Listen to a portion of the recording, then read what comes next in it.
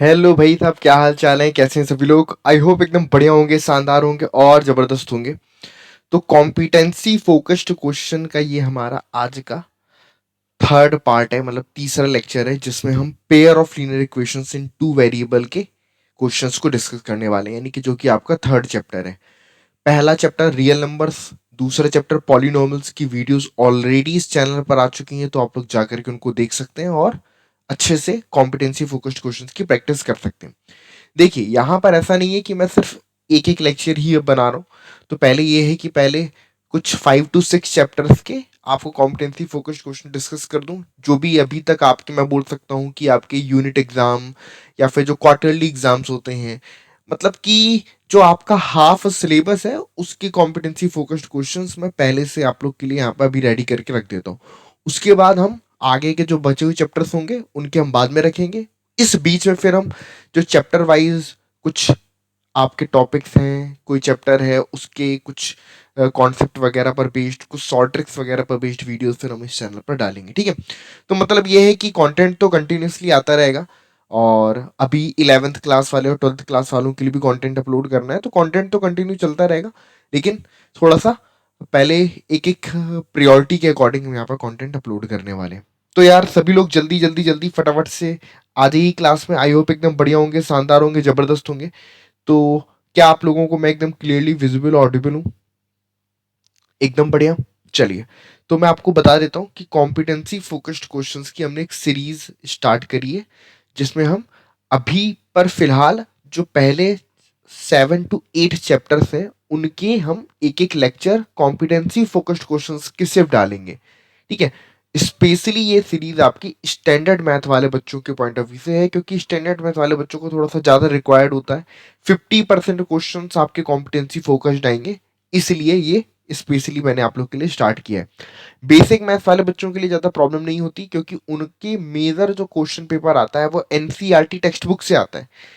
तो वो अगर एनसीईआरटी बुक को अगर 2 से 3 बार भी लगाते हैं तो भी उनके लिए काम हो जाता है, लेकिन स्टैंडर्ड मैथ वालों के लिए ऐसा नहीं है। आपके यहाँ पर क्वेश्चंस में बहुत वेरिएशन मिलता है, और पेपर भी कई बार हमने देखा है कि डिफिकल्ट हो गया है इस चक्कर में, ठीक है।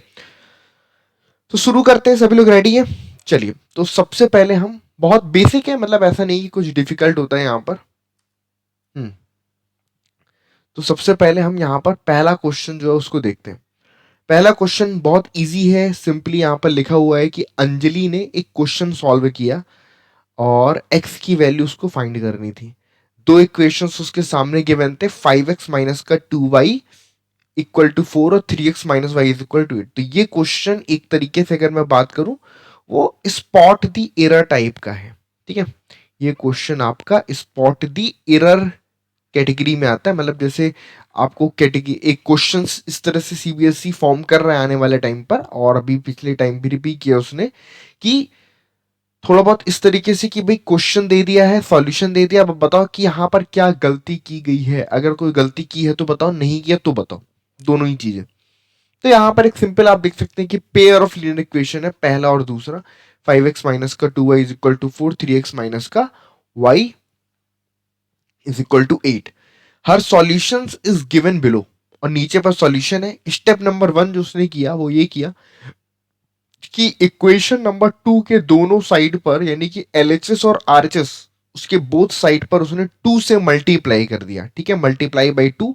तो जैसे ही 2 से आप मल्टीप्लाई करोगे, मतलब हुआ क्या, यहां पर उसने इक्वेशन नंबर जो 2 है आपका, इसके एलएचएस और आरएचएस में 2 से मल्टीप्लाई कर दिया। क्या कर दिया? 2 से मल्टीप्लाई।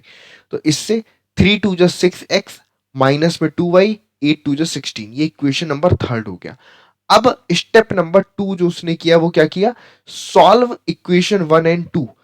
देखो भाई, अगर आपने इस चैप्टर को पढ़ा है तो आपको पता होगा कि हम जब भी पेयर ऑफ लीनियर इक्वेशंस हमको गिवन होते हैं तो हम उसको सॉल्व करके एक्स और वाई की वैल्यू फाइंड करने की कोशिश करते हैं, या फिर हम ये देखते हैं कि भाई किस टाइप का सॉल्यूशन मिलेगा। सॉल्यूशन के 3 टाइप होते हैं, या तो यूनिक सॉल्यूशन होता है, या फिर नो सॉल्यूशन होता है, या फिर इनफाइनाइटली मैनी सॉल्यूशंस होते हैं। तो हम चेक करते हैं कि भाई इनमें से किस कैटेगरी में है, ठीक है। तो यहां पर अगर हम देखें कि भाई सॉल्यूशन जब उसने किया तो उसने फर्स्ट इक्वेशन और थर्ड इक्वेशन को सॉल्व किया। अगर आप ध्यान से देखो, ये फर्स्ट इक्वेशन आपका यहाँ पर लिखा हुआ है, ये थर्ड इक्वेशन यहाँ पर लिखा है। उसने क्या किया है कि फर्स्ट में से थर्ड को सब्ट्रैक्ट किया है। जब मैं फर्स्ट में से थर्ड को सब्ट्रैक्ट करूंगा तो यहां पर जो 16 है, ये इस प्लेस पर अगर आप ध्यान से देखो तो यहां पर -16 होना चाहिए था, जो कि यहां पर +16 कर दिया। और इस वजह से यहां पर जो x की वैल्यू आपको आई है वो क्या आई है, इनकरेक्ट आई है। मतलब अगर हम इसको करेक्टली सॉल्व करते तो 5x माइनस का 2y इज इक्वल टू 4 है। अब अगर मैं इसमें से थर्ड इक्वेशन सब्ट्रैक्ट करता तो ये बनता माइनस का 6x प्लस में 2y और माइनस का 14 बनता। अब यहां से ये कैंसिल, तो -x इज इक्वल टू यहां से बनता आपके पास माइनस का 12। तो सॉल्व करके x की वैल्यू हमको 12 निकल करके आती। सॉल्व करके हमको x की वैल्यू 12 निकल के आती। तो हमें पता चल गया Anjali made a mistake while solving this, what was her mistake. तो आप लिख करके एक्सप्लेन कर सकते हो, ही मे सॉरी अंजलि है ना तो सी होगी, सी made a mistake on subtracting equation number 3 from equation number 2 और the correct value of x is equal to 12। x की जो करेक्ट वैल्यू आएगी वो आपके पास 12 आएगी। तो कुछ ज्यादा टाइम भी नहीं लगा।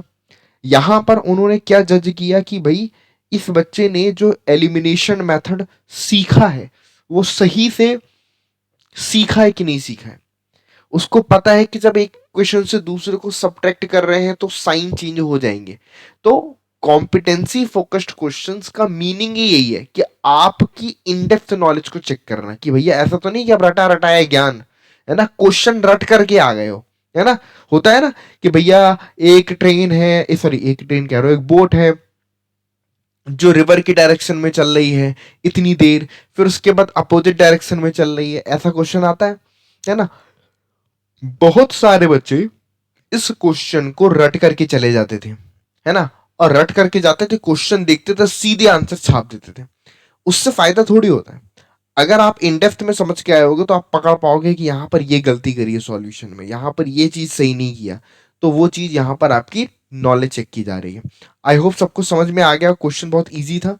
किसी को कोई डाउट हो तो बता सकते हो। पक्की बात है? एनीवन? एवरीवन?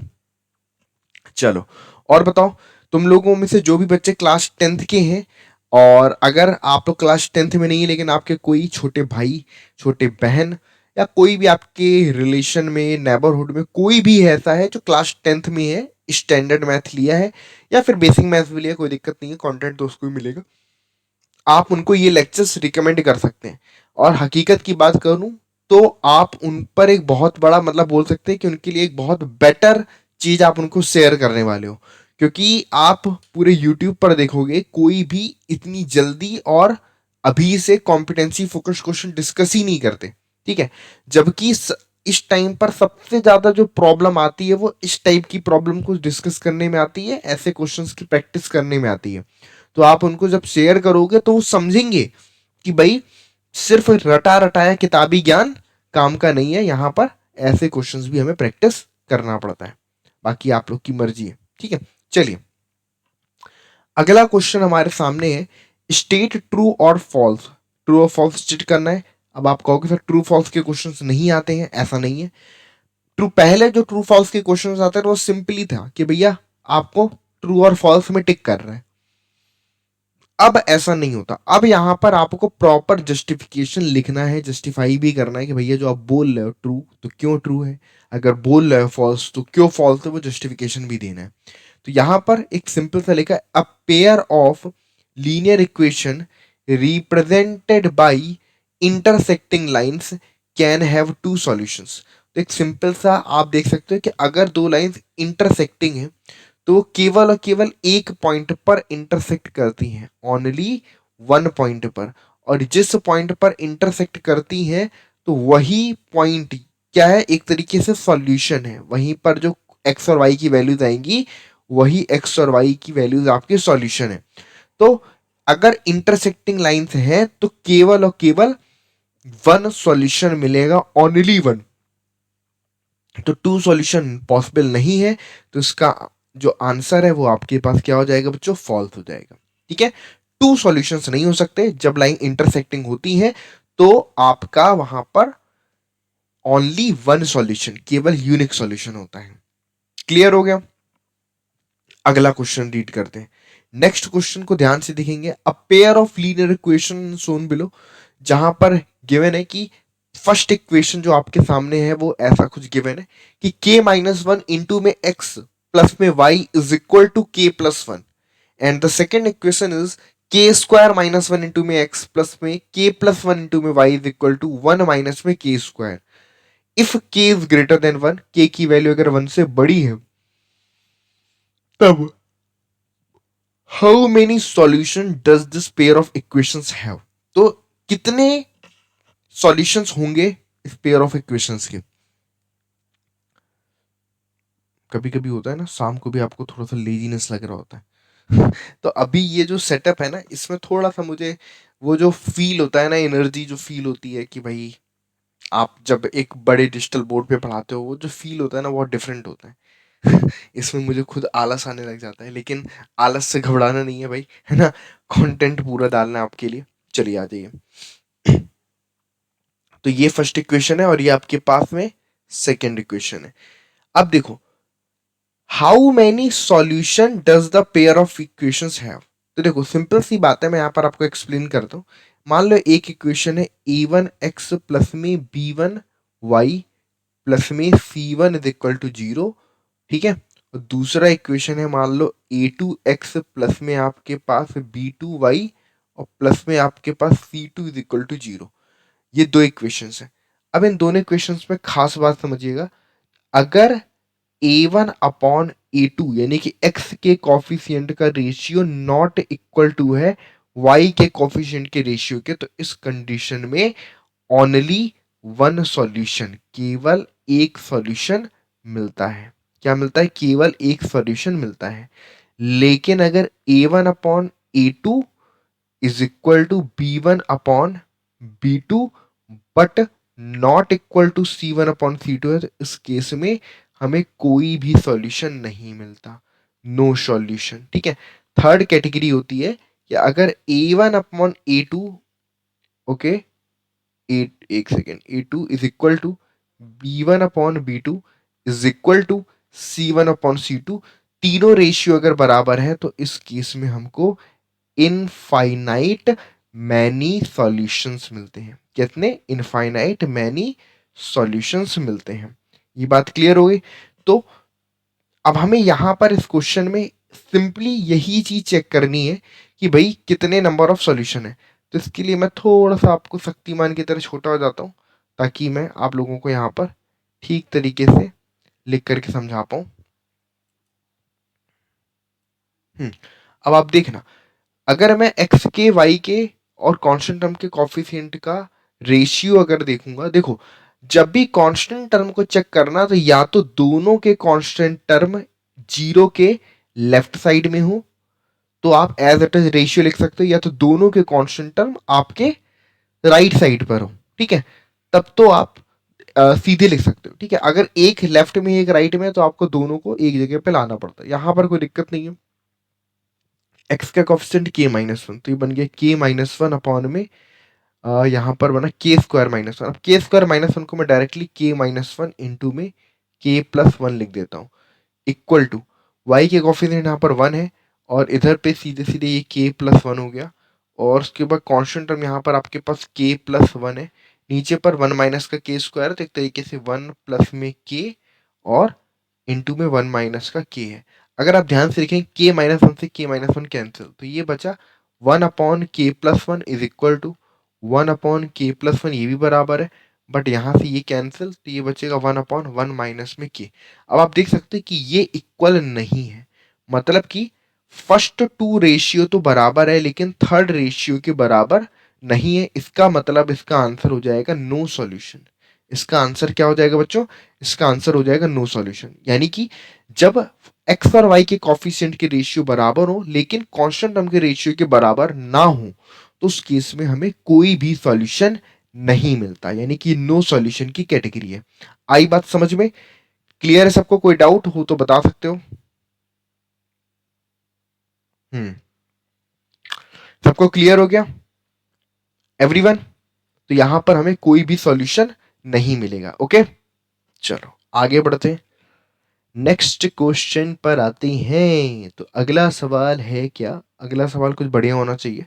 हाँ जी, बहुत इजी है ना? मैं अभी कोई बहुत डिफिकल्ट क्वेश्चन डिस्कस कर रहा, बहुत सारे क्वेश्चंस हैं मेरे पास। अगर मैं क्वेश्चंस की बात करूं तो मेरे पास कॉम्पिटेंसी फोकस्ड क्वेश्चंस का भंडार है, भंडार, है ना? और भंडार किस कहाँ से आया? कहीं ऐसा नहीं कि मैंने बनाया है, ये क्वेश्चंस खुद सीबीएसई ने रिकमेंड करे हैं। तो अगर आप भी चाहते हो कॉम्पिटेंसी फोकस्ड क्वेश्चंस की प्रैक्टिस करना तो दो तरीके हैं। मतलब देखो, मार्केट में बुक्स अवेलेबल हैं, अलग अलग इंस्टीट्यूट की बुक्स अवेलेबल हैं जो कॉम्पिटेंसी फोकस्ड क्वेश्चंस पूरा देते हैं, तो वो भी प्रैक्टिस कर सकते हो, कोई दिक्कत नहीं है। अगर बिल्कुल फ्री में करना है तो सीबीएसई की ऑफिशियल वेबसाइट में, अकेडमिक वेबसाइट में जाना, वहां पर हैंडबुक करके एक सेक्शन होगा। तो 2024-25 की तो अभी हैंडबुक डाउनलोड कर सकते हो। उसके बाद नीचे आओगे तो 2023-24 की भी है। उसके बाद नीचे आओगे तो मेरे ख्याल से एक साल और पुरानी भी है। तो वो क्वेश्चन बुक जो है, हैंडबुक मैथ्स की क्लास 10th की वॉल्यूम 1 2 3 जो भी रही होगी, वो सारी की सारी आपकी कॉम्पिटेंसी फोकस्ड क्वेश्चंस पर बेस्ड ही है। तो वहां से ढेर सारे प्रैक्टिस विद सॉल्यूशन है। ऐसा भी नहीं कि सॉल्यूशन नहीं गिवन है, सॉल्यूशन भी गिवन है, थोड़ा सा कम एक्सप्लेन किया गया है, लेकिन सॉल्यूशन गिवन है। ठीक है, कर सकते हो, पक्का कर सकते हो, कोई दिक्कत नहीं है। चलिए अगले उस पर आते हैं। अब यहां पर क्वेश्चन में हमको क्या गिवन है जरा देखते हैं। The equation of line L1 and L2 and L3 are given. तो पहली जो लाइन है उसका इक्वेशन में लिख देता हूँ, 5x प्लस में आपके पास 3y इज इक्वल टू आपके पास में 2p। दूसरी लाइन है आपके पास में 35x प्लस में आपके पास 21y, और उसके बाद यहाँ पर आपके पास पी क्यू। तीसरी लाइन आपके पास यहाँ पर 100x प्लस में आपके पास 4qy इक्वल टू आपके पास में 240। अब गिवन है पी एंड क्यू आपकी क्या है बच्चों? यहाँ पर पी एंड क्यू गिवन है कि ये आपके रियल नंबर्स हैं। ठीक है, अब पहला सवाल है कि for what values of p and Q does the line L3 coincide with L1। Coincide का मतलब क्या हो जाता है? कोइंसाइड मतलब कि दो लाइन एक दूसरे पर ओवरलैप कर जाए, यानी कि कंडीशन क्या होता है? जब x के कॉफिशिएंट का रेशियो बराबर y के कॉफिशिएंट का रेशियो बराबर z के कांस्टेंट टर्म के कॉफिशिएंट का रेशियो, कांस्टेंट टर्म का रेशियो, तीनों बराबर है तो हम क्या बोलते हैं? कोइंसाइड। अब बोल रहा है कि फर्स्ट और थर्ड अगर हमारी क्या है? कोइंसिडेंट है, तो आपको बताना है कि पी और क्यू की वैल्यू। तो देखो, ये आपके पास फर्स्ट इक्वेशन है और ये आपके पास में थर्ड इक्वेशन है। मैं फर्स्ट और थर्ड का रेशियो लूंगा तो 5/100 आया। यहाँ से 3 अपॉन में आपके पास 4 क्यू आया, और इधर से 2p अपॉन में आपके पास 240 आया। तो सबसे पहले अगर आप यहाँ से सॉल्व करते हो तो क्यू की वैल्यू क्या निकल के आ जाएगी? क्यू की वैल्यू अगर हम निकालें यहाँ से सॉल्व करें तो क्यू की वैल्यू आ जाएगी आपके पास, ऐसे देखो, मतलब इसको सॉल्व कर सकते हो इस तरह से कि अगर फर्स्ट और सेकंड को हम सॉल्व करें तो क्रॉस मल्टीप्लीकेशन तो बन जाएगा 20q बराबर में आपके पास 300। ठीक है, और यहाँ से q की वैल्यू बनेगी 300 अपॉन में आपके पास 20, जीरो से जीरो कैंसिल, और यहाँ से 15। तो q की वैल्यू आपके पास 15 आ गई। अब q की वैल्यू 15 है, अब हमें p की वैल्यू बतानी है। तो p की वैल्यू सॉल्व करने के लिए फर्स्ट और थर्ड को सॉल्व कर सकते हो या सेकेंड और थर्ड को भी सॉल्व कर सकते हो, जो भी आप चाहो। तो अगर मैं फर्स्ट और थर्ड को सॉल्व करूं तो बन जाएगा 5/100 बराबर में यहाँ पर 2p अपॉन में आपके पास 240 है। ठीक है, तो देखो डायरेक्टली क्रॉस मल्टीप्लाई कर दो तो यहाँ से हो जाएगा आपके पास 5 इंटू में आपके पास 240 अपॉन में 2 इंटू में यहाँ पर आपके पास 100 इज इक्वल टू आपके पास p। तो यहाँ से जीरो कैंसिल, 5 2 जा 10, 2 दूनी 4 और 4 छंग 24, है ना? तो यहाँ से p की वैल्यू आपके पास कितनी आ गई? p की वैल्यू आपके पास निकल के आ गई 6। ठीक है, यहाँ पर हमको p की वैल्यू कितनी निकल के आ गई? p की वैल्यू हमको निकल के आ गई 6। तो p is equal to 6 and q is equal to 15। आगे समझ में किसी को कोई डाउट? एवरीवन क्लियर है? p की वैल्यू आपके पास यहाँ पर 6 हो गई, है ना? 4 छंग 24। ठीक है, ठीक है, ओके। और क्यू की वैल्यू 15। अगला है for values of p and q found in question 1 are the line L1 and L2 are parallel. अब चेक करना है कि L1 एंड L2 क्या पैरेलल है। तो सबसे पहले अगर मैं यहाँ पर, अच्छा जी ठीक है, अब देखो फर्स्ट एंड सेकंड के लिए अगर मैं देखूं तो फर्स्ट में एक्स का कॉफिशिएंट 5 है, सेकंड में एक्स का कॉफिशिएंट आपके पास 35 है, यहाँ पर फर्स्ट में 3 है, यहाँ पर आपके पास 21 है। अब देखो पी की वैल्यू तो 6 है, तो ये बन जाएगा 6 2 जो 12, और क्यू की वैल्यू यहाँ पर 15 और 6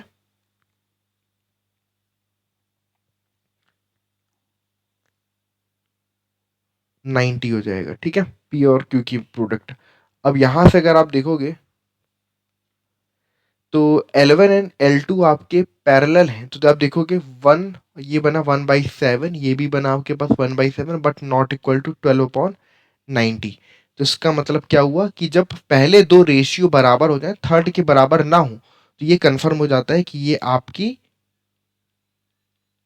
पैरेलल होंगे। ठीक है, तो ये आपकी पैरेलल हो गई।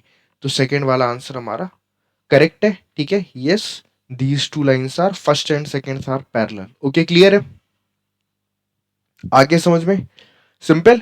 तो पहले तो फर्स्ट एंड थर्ड को सॉल्व करके हमने पी और क्यू की वैल्यू निकाली अकॉर्डिंग टू यूजिंग रेशियो, क्योंकि हमें गिवन था कि लाइन कोइंसिडेंट है। पी और क्यू की वैल्यू आ गई। इक्वेशन नंबर 1 और 2 का यूज करके हमने ये देख लिया कि भाई फर्स्ट और सेकंड के रेशियो यानी कि एक्स और वाई के कोफिशिएंट के रेशियो बराबर है, लेकिन कांस्टेंट टर्म आपका इक्वल नहीं है, इसलिए लाइंस आपकी पैरेलल नहीं होंगी। ठीक है, चलिए, ठीक ठाक क्वेश्चन था ये। अगला क्वेश्चन है, सोन बिलो इज अ पैरेललोग्राम। एक पैरेललोग्राम गिवन है जहां पर एंगल ए बी सी आपका 70 डिग्री है। Find the value of x and y. X और वाई की वैल्यू हमको बतानी है। तो यार देखो, सबसे पहली बात, यहां पर कुछ क्वेश्चन में दम नहीं है, बस इतना पता होना चाहिए कि भैया पैरेललोग्राम में कुछ प्रॉपर्टीज होती हैं कि अपोजिट एंगल्स जो होते हैं पैरेललोग्राम के वो बराबर होते हैं। मतलब है कि एंगल ए और एंगल सी बराबर होंगे। इसका मतलब है कि 2x प्लस में y बराबर में होगा 5x के। तो y की वैल्यू यहां से हमको 3x मिल जाएगी। ठीक है, y की वैल्यू यहां से हमको 3x मिल जाएगी। अब दूसरी इंपॉर्टेंट कंडीशन,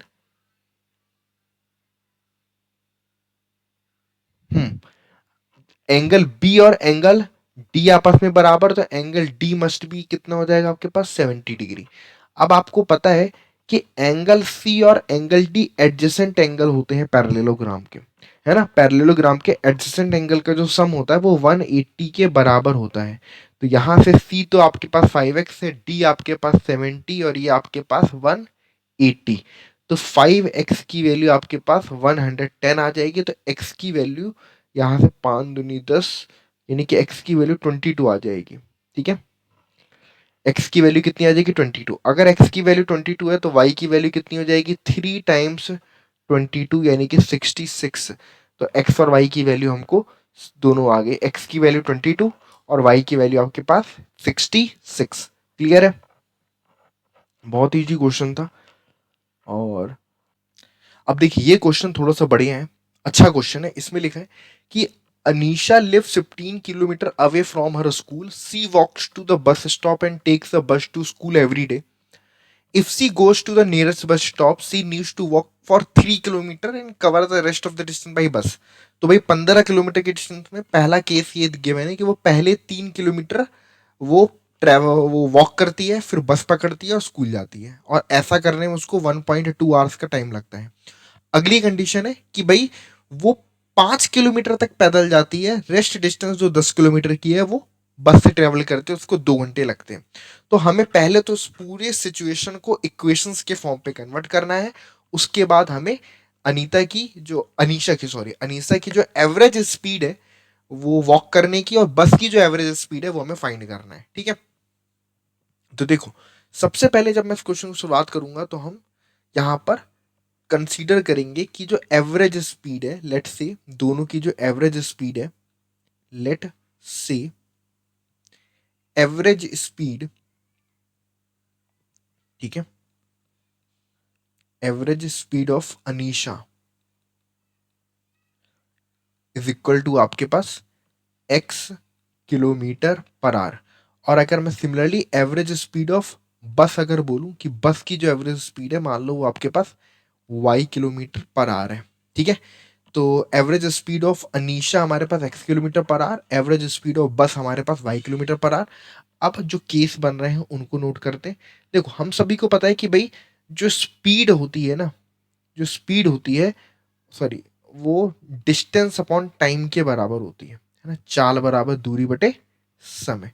तो दैट मीन्स कि अगर हमको गिवन है कि जो टोटल टाइम है वो 1.5 आवर का लग रहा है, तो हम ये भी लिख सकते हैं ना कि जो टाइम है वो आपके पास डिस्टेंस अपॉन में स्पीड होता है।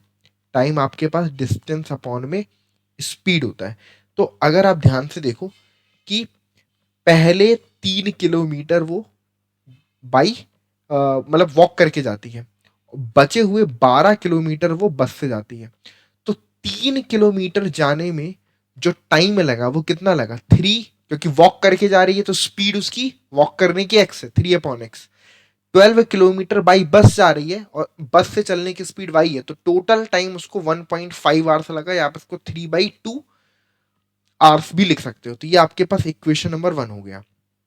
सेकेंड केस में वो 5 किलोमीटर वॉक करके जा रही है, बचे हुए 10 किलोमीटर वो बाई बस जा रही है। तो 5 किलोमीटर वॉक करने में जो टाइम लगा 5/x, 10 किलोमीटर बाई बस जाने में जो टाइम लगा डिस्टेंस अपॉन में टाइम, स्पीड तो 10 अपॉन में आपके पास वाई, तो ये आपके पास बन गया 2 घंटे, तो 2 आवर्स का टाइम लगा। तो ये हमारे पास दो इक्वेशन यहां पर बन गए। अब ऐसे क्वेश्चंस को जब हम सॉल्व करते हैं, तो ये पहले तो हमने अपना फर्स्ट पार्ट कंप्लीट कर लिया कि भैया इक्वेशन फॉर्म कर लिए। ऐसे क्वेश्चंस को सॉल्व करने के लिए ये जो 1/x है 1/y है ना, इनको अनदर वेरिएबल मान लेते हैं। Let say 1/x is equal to u and 1/y is equal to, हमने फॉर एग्जाम्पल v ले लिया, ठीक है। अब अगर मैं यहां पर इसको सिंप्लीफाई कर दूं तो ये बन जाएगा 3u प्लस में आपके पास 12v इज इक्वल टू आपके पास 3/2, और सिमिलरली यहां पर 5u प्लस में आपके पास 10v इज इक्वल टू आपके पास में 2। अब ये दो इक्वेशन आपके पास जो बने हैं, इन दोनों इक्वेशंस को अगर आप सॉल्व करोगे तो आपको यहां पर u और v की वैल्यू आएगी, और u और v की वैल्यू आप जाकर के इन इक्वेशंस में पुट कर दोगे तो आपको x और y की वैल्यू आएगी।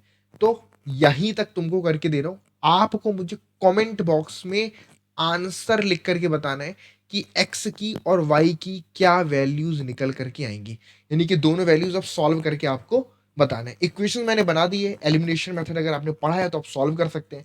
तो ये हमारे इस टाइप के क्वेश्चंस आपके यहां पर पूछे जाते हैं। हाँ जी, तो चलिए भाई, आज के इस लेक्चर में इतना ही रहेगा। बाकी आप लोग बताइए, आप लोग को किसी भी तरीके की कोई भी प्रॉब्लम है तो आप लोग कमेंट बॉक्स में लिख करके पूछ सकते हो, कोई भी चीज़ शेयर कर सकते हो, तो हम बाकी चीज़ें अपना नेक्स्ट क्लास में डिस्कस करेंगे। तो चलो जी, मिलते हैं नेक्स्ट क्लास में, तब तक के लिए good bye, take care to all of you, thank you so much to everyone, जय हो।